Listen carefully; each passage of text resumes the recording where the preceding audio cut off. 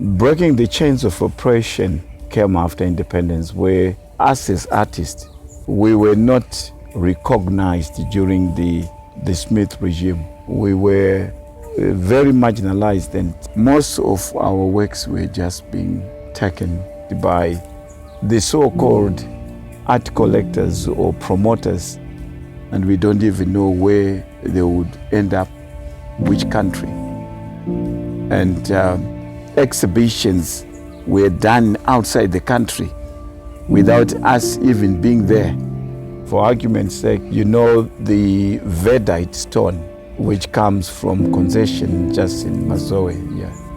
The mine used to be privately owned, and a white person by the name Fenwick picked the stone and found out that it was a semi-precious stone. And the moment they discovered that it's a semi-precious stone and it can be carved, they then said the stones can only be carved by selected artists who will be working for a Roy Guthrie. And if you were found with any piece, even house, no matter how small it was, you will be arrested.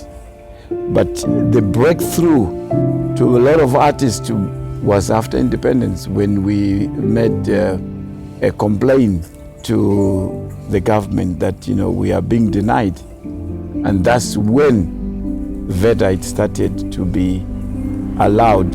And that's why I then decided to start to create this piece of work, which I then put to the public. And so I did put a suggestion box in First Street for people to make comments. It was quite interesting to get the comments from people.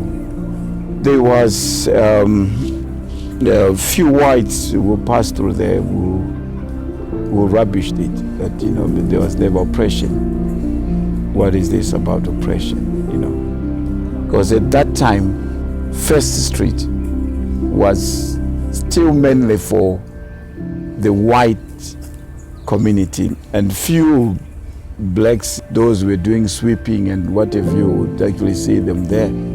So it was in that, all those in mind, that I created that piece with this man breaking the chains.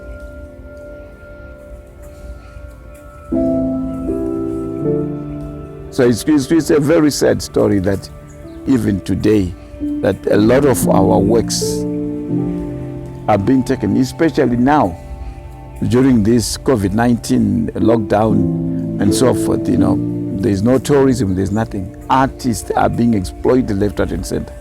You go to an artist today, you can pay anything, because that is the only way that he or she survives.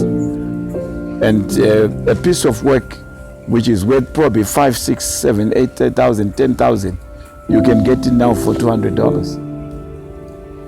And this is the time, you know, those who are supposed to be promoters are taking our things and then ship them. Ship up a container outside now. Now they are making a killing, because they're just stocking the artifacts outside in a warehouse somewhere. And when things open up again, then they start selling, but they got them here for nothing. So for an artist, he's just saying, well, I've got $200, at least I can use $1. I can go and I reserve it for my children to go to school, or my pocket money somewhere. You know, a person feels good. So yeah, even up to this day, we are still being exploited.